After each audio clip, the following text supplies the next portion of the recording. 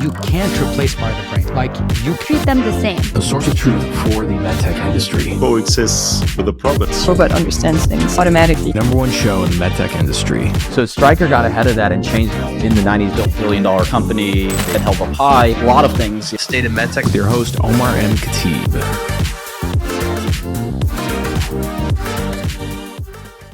Hey everybody, welcome back to the show. One of my favorite episodes, which is of course, like, I'm a robotics guy, so I can't help but have robotic companies on. Today, I'm joined by Greg Roche, who's the CEO of Distalmotion. Greg, thank you so much for joining us. How are you doing today? Doing awesome, man. Thank you for having me, Omar. Looking forward to the discussion today. Absolutely. Well, you guys, it's exciting. You guys are up against a very sizable challenge, a very exciting opportunity. But maybe before we talk about the technology, the market, and all those fun things, tell us a little bit about yourself. Like, who is Greg Roche and how did you end up in this great industry of ours? Yeah. So, I do have a firm belief that things happen for a reason. But I found I actually graduated from college, went immediately to law school, wasn't really on what I would say is a pure med tech path, and found Stryker in 2005. So I grew up in their endoscopy business, had a couple roles with them corporately, running their captive finance business and their corporate accounts program. Went over to Zimmer in 2012. Had a bunch of different opportunities there. I built a commercial organization for their surgical business, which is their adjacent capital business to the kind of their core orthopedics franchises. And then I really I think made my own luck. I asked the interim CEO at the time if I could take a crack at robotics, given that I knew a lot about large capital when we were about to launch ROSA for total knee. So got that role, built that program under the leadership of Ivan Tornos. We had a tremendous amount of success and found my way back into kind of soft tissue surgery in 2021 with Avatera Medical. So went and ran a German startup for a couple of years, and then got a call from Distalmotion last summer. And really, we'll talk about the reasons why I ran to the opportunity, but I ran to this opportunity for a lot of the reasons we'll discuss. And now officially it's 1 year and 1 day in the seat at Distalmotion. So fantastic. Well, I love it. And yeah, maybe let's start there, which is like, of all the soft tissue robotics companies that you could have looked at and joined, et cetera, like what about Distalmotion kind of caught your attention and what made you run to it? Yeah. First of all, I'm going to put it to the phrase, the ability to say no.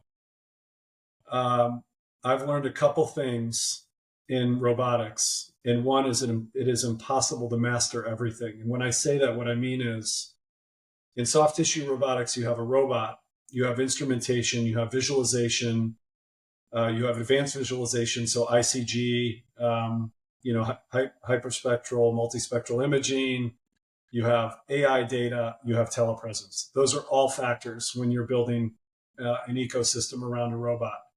I think it's a fool's errand to try and master all of those. And even the greatest companies on the planet in robotics, if you individualize those silos, are not the best at all of them.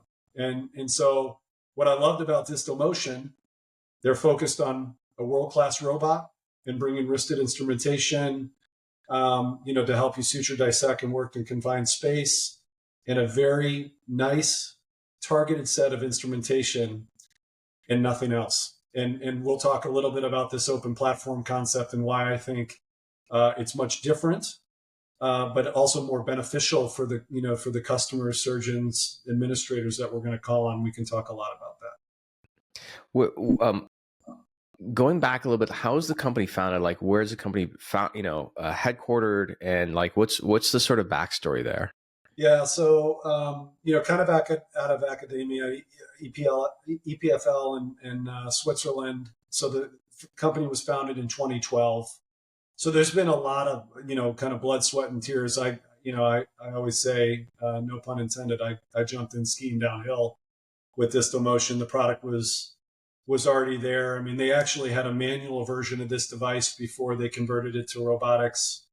I'm really blessed to have one of the company's founders still on the team as CEO, Michael Frederick. He's really kind of the brains behind the product today. And then our head of R&D also, I just found out he's actually the person that named Distalmotion. And he's on his second stint here with us. But it takes a long time to get a product from ideation to something that works every day in an OR safely. And that was the 12 years that we had kind of before, or 11 years before I started. And now we're getting in, moving from that engineering focused R&D company into a company that's focused on commercializing what we consider to be a fantastic solution in soft tissue robotics. Amazing. And kind of leading off from there, so you mentioned about running towards the opportunity, and more specifically to the ability to say no, which leads me to believe that a big part of Distalmotion is niching down and having some very specific focus on areas. Is that correct? Yeah, that's exactly right. So what would that niche be? Yeah. So, and again, we've had CE under MDD for a while. So, we use the time in Europe, and we're being very selective. So we've seen companies, I'll say, over commercialize very early. So it's very hard. Again, this is the ability to say no. When you have a product and people want it, sometimes you probably shouldn't give it to them. And that's what Distalmotion chose to do. They chose to do product development and, more importantly, clinical development in that first 2 to 3 years where we had CE approval. So get the product right, understand how you implement it in a surgery, master the workflow, master the clinical implementation, do all of those different things. So that was done. To answer your question directly, we are going after we are trying to make robotics more accessible in the outpatient and ASC environment in the US. So we believe there are multiple barriers of why it hasn't, soft tissue robotics specifically has not gone there. I think we've seen it in orthopedic robotics, that it's made a big move in these sites of care, but we think we can enable, holistically a new site of care just based on, some of the value prop that Dexter provides. Amazing. So one thing I'm wondering is that, like, when I think about a capital equipment moving into the ASC environment, real estate is really expensive within those ASC environments. So maybe talk to us about sort of specs of the robot. What makes it fit for an ASC environment? Yeah. So I'll try to break it down. I mean, first I'll talk just pure form factor.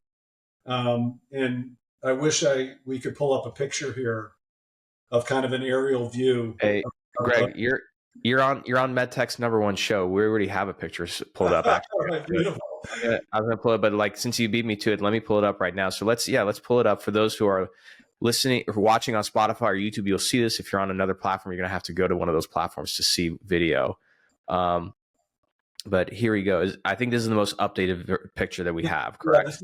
This is a great picture. But I always give the example. So on the left is the surgeon console.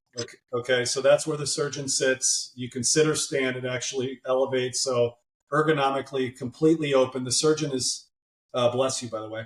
The surgeon is sterile. So they can come in and out of the surgery, but I want to stay on form factor first. You can see the way that we have wide wheelbases, but they actually can hug very tight to the patient in those two instrument carts in the middle, and the arms are actually inverted. So for a modular system, most of the arms that you'll see from competitive devices come in like this, or in over the patient, so the circumference starts to increase. So we can really tighten to the patient. The device on the right is the scope arm, which is controlled by the surgeon console as well, which sits kind of at the tail end of the patient. But essentially what you're doing is creating a ton of area. And again, very unique for us to have a sterile console. There's not another robot on the planet where the surgeon can get off the console and go directly to the patient. And we think there's a lot of utility there. But they also really, yeah. Go ahead. Why are you guys the only ones? That's interesting, because you're right. Like, most of the time they're not sterile. And so you guys have like a specific draping system for that? Yeah. So the handles are sterile, and then you drape the arms that you're looking at, and the handle grips that they use are sterilized. So the surgeon is scrubbed. And for a lot of different reasons, we believe there is a benefit here. Number one, when you're thinking about adoption, it's very easy to learn this system, because if you're a laparoscopic surgeon that's adopting robotics, you can learn at your own pace. You can implement robotics where it really matters in the beginning. So you can go 10, then 30, then 50, then 70, then 100% robotically. So it's really easy to integrate. You can also, in an emergent situation, get to the patient very quickly. Where I think it's really going to show great utility is, we see this a lot. We see surgeons now choosing sometimes, hey, I want to do this part of the procedure laparoscopically or with a laparoscopic approach. And they, therefore, and it's for them more efficient. Placing the mesh in a hernia is one great example, because that's the indication we're approved for first in the US. They choose what's best for that particular patient at that site of care. So I think it's really unique. To answer your question, though, when you think about traditional robotics, that console was really contemplated for a surgery that was much farther away than in the OR, right? So you're talking battlefield surgery, and so the console made a ton of sense. And again, I think you've seen the market leader do it, and then a lot of replication of the market leader. So I think that's why we were there. But again, another reason I ran to Distalmotion, they really thought about it differently when they created the product. Yeah, and I have the, I guess for your main website, for those who are interested, just go to distalmotion.com. And so essentially we have here the surgeons essentially draped in the console. Talk just a little bit more about that surface here, because like, for example, if we look at Da Vinci, let me see if I can pull up something in surgery. May not be able to have something. But it does look like it's a little bit different. Talk to us a little bit about the positioning of the robot as compared to, let's say, Da Vinci. Yeah, so when you look at that, they have a boom mounted, and there's a lot of boom mounted, consoles where the arms are coming up and around over the patient. So access to the patient is still very challenging, because you have the arms maneuvering over the patient. And if, when you looked at that one picture, you can kind of see that. And there are boom mounted, and there are also modular devices. Again, I explained why we can hug tighter the patient, but if you go back to that picture, if someone goes to the website, they'll see it. Look at the bottom of the patient. There's so much access, which doesn't really, anyone who's been in a robotic surgery will know that doesn't really exist with a lot of the systems out there today. So we believe, that there is, we don't want to disconnect the surgeon from the surgery. And, I often use the analogy, Dexter integrates into the workflow of a surgeon, giving the advantages of kind of core robotic surgery, where most robotic platforms, the surgeon is integrating into the workflow of the robot. And so it's just a much different philosophy. And I'll share an image. Please, for everyone who's watching, like, grain of salt here. I don't know what version of the Da Vinci this is, but like, for example, so here is one of the Da Vinci robots in a procedure. Okay. And if we compare that to Dexter, like, you can definitely see what your thing, Greg, that you're pointing out is that there's a lot more access, because you don't have as much robot in the way, correct? Yeah. The other thing is, look at the height, look at, and again, I'm comparing it to all systems. When we talk about taking it to an ASC or ambulatory, an ambulatory surgery center, or hospital outpatient facility, size is important as well. Yeah. So, and if we look at like Dexter here compared to like Intuitive, there's definitely, you can't tell size because they're two different photos, but like in terms of components, like there are more components here that you can see versus this, right? So like, is it, for Da Vinci, like they have 4 arms, you guys have 2, like, are 4 arms better than 2 sometimes? How should let's say an investor think about this, who's like, let's say new to robotics? Yeah. So it's really 3, because one of the arms, because of the scope, right? Yeah. Right. So it's really 3. but again, we're trying to. I actually think, to maybe go to the heart of where the question's going, that we are adjacent to Da Vinci. So I think Dexter is adjacent to Da Vinci, and I think Distalmotion is adjacent to Intuitive.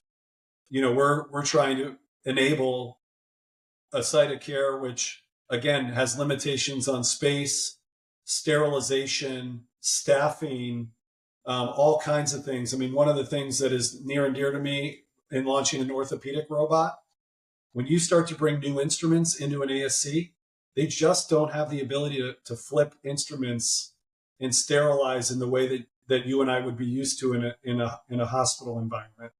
So when you think of a lot of robotic systems have long instruments, we have single use optionality. So you can use single use instruments in those environments where you don't require sterilization. You can turn fast, and like I said, all of these things really add up to allow someone to now satisfy what I'm hearing. The general problem is people are shifting where they send a patient because there are not many robots that sit in the sites of care that I'm talking about. They all sit in the big hospitals. And so think about it. If you're a patient getting a hernia procedure, which should be same day, most of the time is, would you rather go to an ASC and be in and out and have kind of that non-invasive experience, or have to sit in line at a major brick and mortar facility, go through all the pieces, the waiting, all that stuff? You shouldn't have to get go to a different site of care to get robotic surgery. And that's really part of our mantra in the US, is really, allowing health systems, allowing ASC group, to provide these services and, and differentiate themselves in different markets, which hasn't really been done. So that's why I said, I think we can enable Intuitive in some cases by doing a lot of the lower acuity, high volume surgery, like hernia, like cholecystectomy, like hysterectomy, to allow those systems to do what they're built for, which is to really complex. Got it. On the market side, so like something that's exciting, and I mentioned Intuitive relatively often on the show, just because, again, I think if you look at unicorns in our industry, like by every measure, they are definitely one of them. They've been around the market like roughly like 20, 25 years. And today, I mean, look, this is really amazing because it keeps going up. So now they're at $196 billion market cap, compared to, which is, I think we can all agree, like, unfortunately, other companies doing well, which is Lockheed Martin, and Lockheed Martin's market cap is 128, right? So that's a huge market cap. So that all being said, Da Vinci doesn't have full market penetration in the world of surgery. It seems like there's an even larger market in the ASC world. So for the investors who are listening, like, what does that market opportunity look like for Distalmotion? Yeah, and I'm going to use round numbers here just so for scope, but let's go global and then down.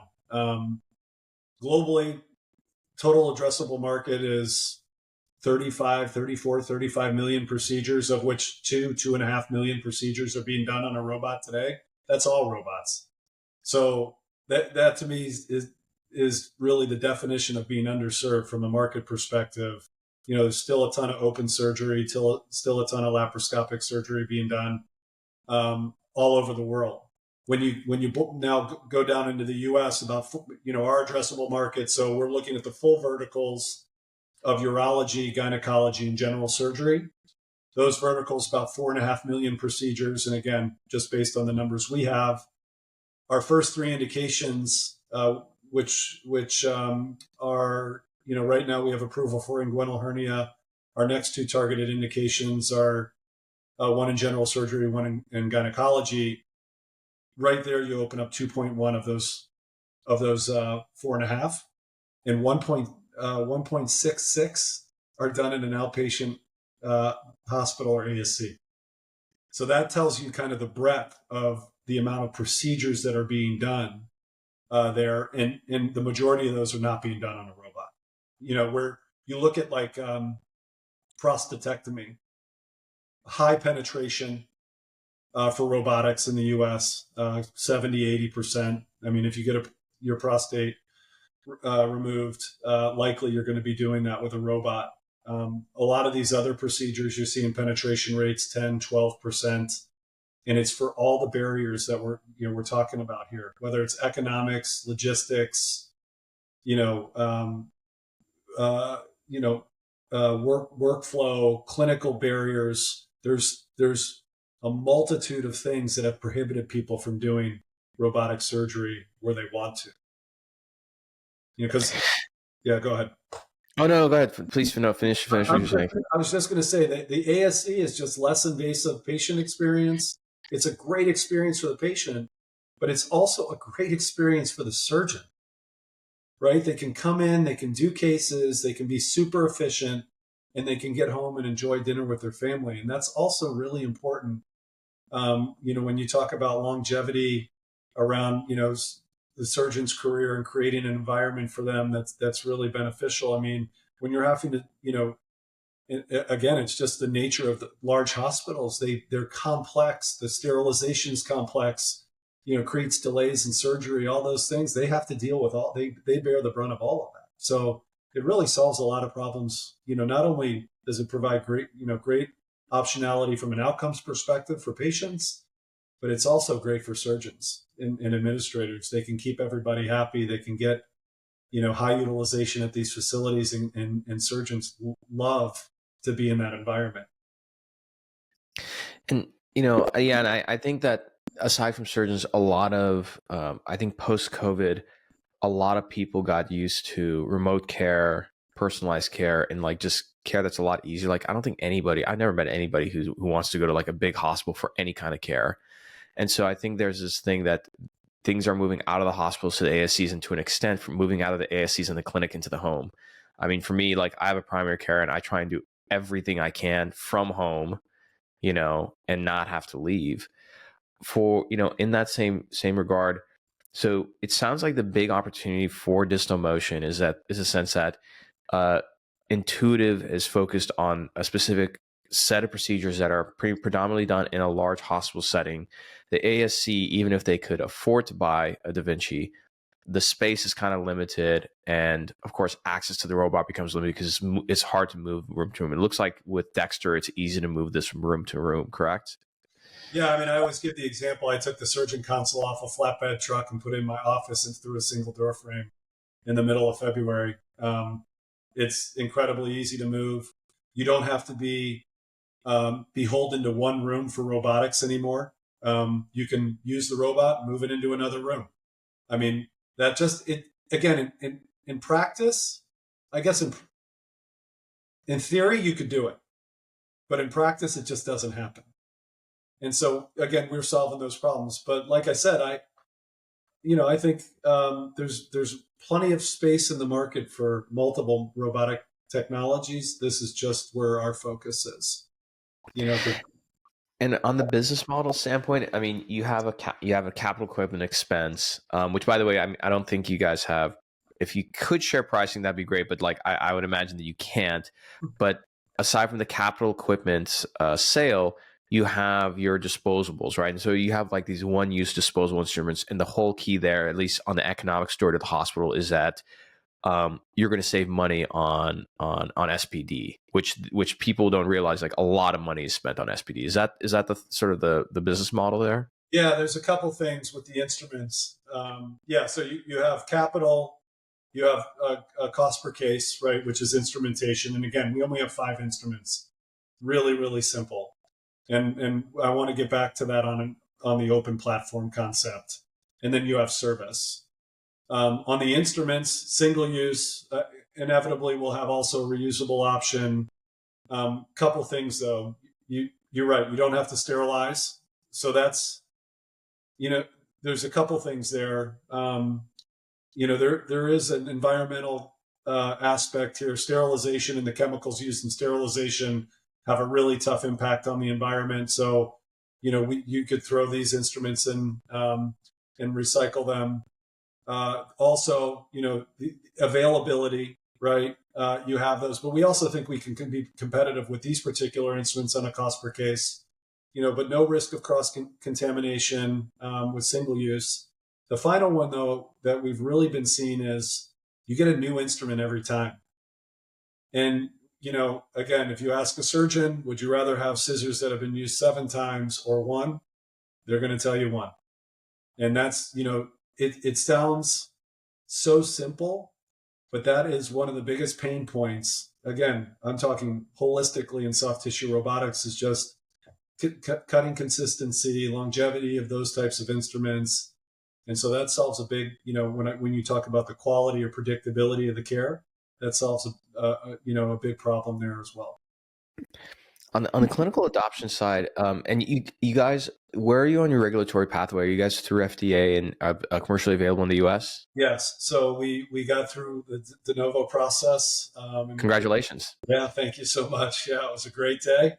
I'll never forget where I was. I asked all week because we were coming to the tail end of the prescribed process, and I was asking all week, and I got a call, I think 6 p.m. on a Friday night, which made that Friday night pretty special. But yeah, we have marketing authorization for Dexter for inguinal hernia. That's our first indication. And then, we're working with the FDA to expand that over the next two years to really open up those verticals that I mentioned before in urology, gynecology, general surgery. Now, what's interesting is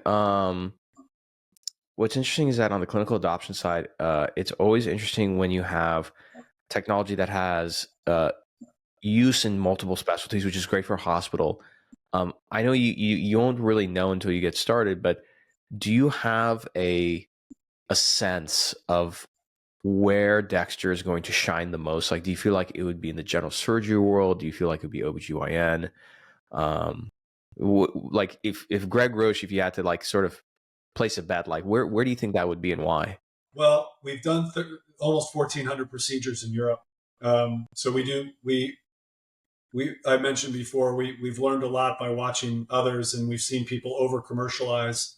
We're being very deliberate. We're in 3 countries in Europe right now. But we've done 1,400 procedures, low to high acuity. And this is where I said we want to be very deliberate and mindful. The highest volume procedures we do, number 1 is hernia. We know we do it really well. Hysterectomy, lap chole, we do a ton of those. We also, believe it or not, do a ton of prostatectomy and some other types of procedures. So we know, I agree with you. You have to have versatility. If you have a robotic technology that only does one thing, it's really hard to provide utility, especially for administration of a hospital, right? Because the last thing you want is a technology sitting there not being used. And, what we've seen is we know where we're really good. We think we can solve a lot of problems in this low acuity, high volume space, but there's also a lot of people that have never been able to acquire a robot. And some of our biggest customers in Europe fit that exact model, where they couldn't ever do, any of the technologies that are out there, and they're more available in Europe than in the US. We've provided them a solution, and now they've adopted it across all 3 verticals, and they do, hundreds of surgeries a year with us. So it's from those learnings that we really, without our European partners, we would have never been able to build the strategy that we're implementing in the US because of all the learnings that they gave us over the last couple of years. Awesome. And I mean, with that spread of specialties, whether it's an investor or clinician, 2025, what's your conference schedule look like? Like, where can people see the technology in person? Well, we'll definitely be at SAGES. We'll definitely be at AHS, American Hernia Society. We're just at AAGL. And we'll, so those are probably the big ones. ACS as well. We were there. Those are the big ones.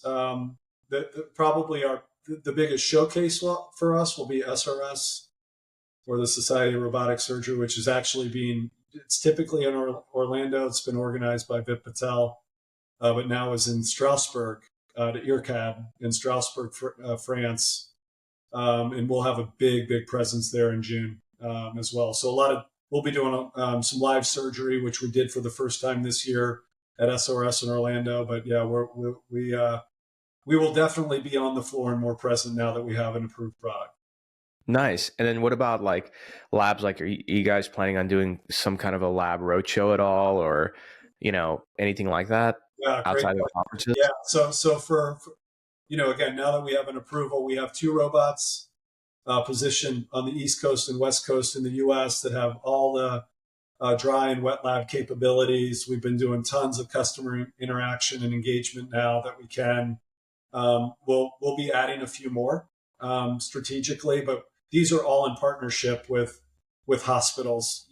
Our philosophy is to stay really lean. Hospitals have incredible simulation facilities. We've chosen to use the Nicholson Center in Orlando, which is part of Celebration, and then we also use the Center for the Future of Surgery in San Diego, which is a part of UCSD. So those are our first 2, but again, we're talking to some other partners, again, so we can give people quick access. They don't have to take long flights, and we can really start to move the needle on commercialization in the US. So that's a big part of our strategy. For the physicians who have gotten their hands on the technology, I would imagine that most of them have like driven like a Da Vinci or some other robot. What was the one feature that really got them most excited? Well, again, I think that when they see it, it just looks different, right? So if you're coming from a boom mounted robot, it just looks totally different. What I find interesting, so number one, again, to go back to the core essence of robotics, having the ability to use articulated wristed instruments to suture, dissect, and work in confined space is what the core principle of what robotics was built on. So the minute they get on the system, again, there's differences in how you clutch and work through things. That for them, they have that natural instinctive feeling. So that's perfect. That's what we want. And again, adaptation happens really fast for someone that's a trained roboticist, right? But then we have some features like micro clutching, so you can actually clutch through suturing. The fact that the console is so open, and not only can you get to the patient, but you can see and communicate in a much different way. Ergonomically, you can be totally relaxed. You can stand up. They love all of those feature sets. The one thing we haven't talked about, which was, in my opinion, one of the bigger things, is this open platform concept. So everyone's talking about building an ecosystem, and my mentality is, the ecosystem, is important, but who are we building the ecosystem for? Is it for us, the manufacturer, or is it for the customer? And it's usually for the manufacturer, to be honest. Even like, let's be honest, like, okay, great. If you have a better one, I want to hear it. Greatest digital ecosystem of all time, Apple, like hands down. It does make my life a lot easier, but it's really for Apple because it makes my life really difficult if I want to try and go out of that ecosystem. So at the end of the day, it's for the manufacturer. But in the world of medical devices and surgery, it's very, very weighted towards like making it beneficial to the manufacturer. Even J&J, when they acquired Auris and some of these other technologies, their whole thing is like, we want to build a digital moat, which is fine. They have a fiduciary responsibility to do that, but doesn't necessarily help the customer right away. So yeah, tell me a little bit more about that. Yeah. So when I look at this, and it goes back to that, you cannot master everything. You have all the verticals that I mentioned. My philosophy is, and again, I came out of core visualization, right? If you stand a visualization tower from one of the core visualization companies next to a robot, next to best-in-class stapling, next to best-in-class advanced energy, without using company names, I actually would argue that ecosystem for the patient may be the best. Because I truly believe, and it's rooted in kind of what we believe at Distalmotion, you cannot be the best at everything. That's just kind of, I think, one of the things that most people, that have gone through life, start to understand. And that's why I said I loved Dexter and Distalmotion, because they're just trying to master the robot and, these 5 complementary instruments. They're not trying to master it all. And so when you put this together, especially when you start going into advanced visualization, so ICG, and, again, I just read an article, bedside stapling versus robotic stapling, cost and safety, so this paradigm of cost and safety,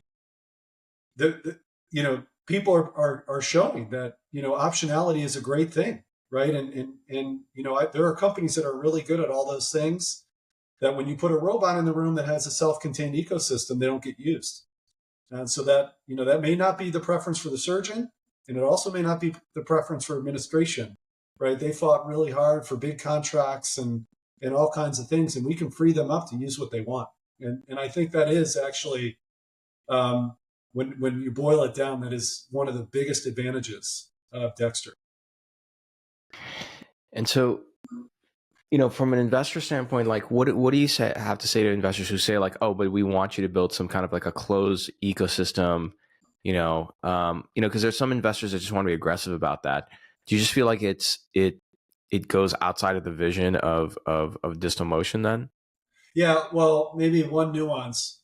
We have a data strategy. We're going to digitize our robot. We chose to decouple it initially because we thought from a regulatory pathway perspective, it would just be better to do it that way and more efficient to do it that way. And the team proved themselves right, because I think we got approval on day 149 of 150 of a de novo, which is, that's not an easy feat. And, I'd be remiss if I didn't thank them and the FDA for all the partnership to get that done. But we have a digital strategy. So, but what I would say is, and again, I've been around a lot of digital strategies and robotics and adjacent technologies, and, tangibility of those things. Some companies are a little farther than others, but it's going to be some time. And, I'd rather focus on delivering a product that works in the OR, is incredibly safe. We've done almost 1,400 procedures. We've had 0 adverse reportable events. And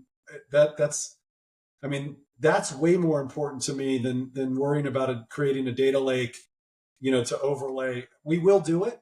And we have, it's in our roadmap. And again, I think it's important because, when you can digitally improve and provide efficiencies, I think that's incredibly important to the episode of care. But there's really not choice in the US in robotics, right? We have an accessibility issue. So we're focusing to solve that first. And then we'll get to what I'll say, the more complex, but we're not ever going to close the ecosystem. You'll see us do a lot of this through partnership. And the one thing, again, from a hospital view or physician view, we can partner with everyone. We can partner with telepresence companies, data companies, with other med tech companies. We complement almost everyone in what we do. That's fantastic. Yeah, and I was going to say, like, one company that does come to mind, whose founder does have a love for surgical robotics is Care Syntax, and their founder is Bjorn von Siemens. They're a really cool company. On the partnership side, you don't have to mention company names, but like in terms of products, can you give us like a little bit more like color on that? Like the telepresence one makes sense, but in terms of like, let's say imaging or tools, like what kind of comes to mind? Like, kind of give us something for our create for a little creative flow here. Yeah. So, well, look, I'll just use market share. We could use US maybe for now, but when you're talking visualization, you're probably talking, 3, 4, 5 companies. You're talking Stryker, Arthrex, Karl Storz, Olympus, and maybe a few others in there. Relative, that's the video stack, right? The laparoscopic camera that you would use for a surgery. When you're talking, energy devices or stapling, you're probably talking 2 companies. You're talking, J&J or Medtronic. Those are the leaders in those. And again, we believe we empower surgeons to use any of those. They can use what they want, which is not the same on other, if you look at some of the other robotic technologies coming to market, current market leader has all of this integrated, of course. Everyone's trying to figure out how to add more and more to that ecosystem or to the robot. It's going to be very difficult for them to make it, the best. When you compare it to the things that I just described, I just think it's going to be, from an outcomes perspective, a quality perspective, there's very few companies that are going to be able to do all of that, very, very well, which is what you need to be able to provide, in my opinion. So it it just opens a lot of doors. Yeah, and I think I know I completely agree with you. And I think the interesting thing is that I think it only, at the end of the day, I know we talk about it, but I think it's important to sort of map a lot of these strategies and tactics and everything back to like, how does it actually help patient care? And so I think ultimately, more robots are better because look, Intuitive's been around for 25 years. There's other robotic companies, but if you look at the soft tissue space, adoption's like barely like 5%. Yeah. And so I think finding alternative ways so that surgeons have the access and ability to decide, no matter what the setting is, that they have access to robotics for the patients for that given case. And I think that's great. And I'm excited, personally, just because I think in the last few years, there's a lot of new robotic companies in this space. So Distal is one. We have Moon Surgical. We have Virtual Incision. I'm sure I'm missing a few as well in there, but I think it only enhances ultimately what we're all trying to do, which is deliver better patient care and outcomes. Yeah, a couple of things there. Number one, I'm rooting for all robotic companies. So we've talked a lot about Intuitive today, but I'm rooting for them all because I do think there's a big tailwind. I visited with a really large health system yesterday, and they were talking about a bold goal to have 80% robots in 80% of their ORs by 2030. And when you start to do that, and now you're hearing when people are coming out of residency and fellowship, physicians, that they're demanding robotics, that they are trained on robotics. In some cases, they only know robotics. So there's just so many tailwinds. And, like I said, we feel like we serve a particular set of the market, but I'm rooting for all of them because tide rises all boats. I believe in sub-segmentation in this marketplace. I think there are particular robots for particular procedures, at particular sites of care. And I think the market will get there. We haven't felt it yet because, we haven't had a lot of approvals up until probably this year. But I think we're going to see the landscape change, some good, healthy competition, which is always great for everybody. But in the end, the patient wins. That's the most important thing. Like, we said, nobody wants to go for a real easy procedure and spend, a full day in a hospital and have a bad experience when they could go down the street to the neighborhood ASC and get the same procedure done in half the time. And, so I just think we're going to see medicine change. Reimbursements, going to, I think, nicely follow. We're seeing great trends in the states that are already adopting it. It really is. There's a ton of tailwinds to get, to make sure that we have, really meaningful impact to the patient at the end of the day. Absolutely. And again, I want to thank you for coming on the show. I'm excited for you guys for 2025. Because you guys have been in not like stealth, but like, I've only in the last year seen like more from you guys. You've recruited some like great people over there.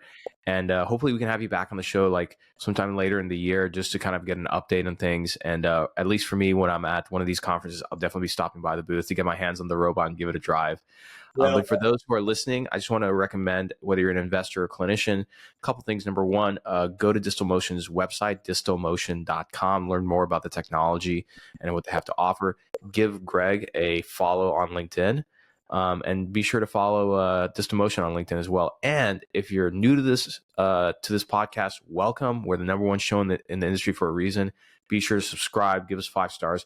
If you enjoy this, share this with somebody. Maybe there's an investor that that loves surgical robotics or a clinician. Share this episode and spread knowledge and spread the love. So with that being said, I'm your host, Omar Khatib, and we'll see you all next time. Thanks for checking out this episode. If you want to do me a big favor and join so many other people who have helped grow this podcast, take a second and look below. If you're on Apple, give us 5 stars and write a short review. If you're on Spotify, just give us 5 stars. And if you're on YouTube, hit the like button. And most importantly, if you can, subscribe. We release so many different episodes that you may miss. Be sure to subscribe and turn your notifications on. You get extra points with me if you subscribe across all 3 channels. Thank you so much. And if you felt like this episode helped you, send this to somebody who'd really enjoy and appreciate it. Share and spread the love. We'll see you all next time.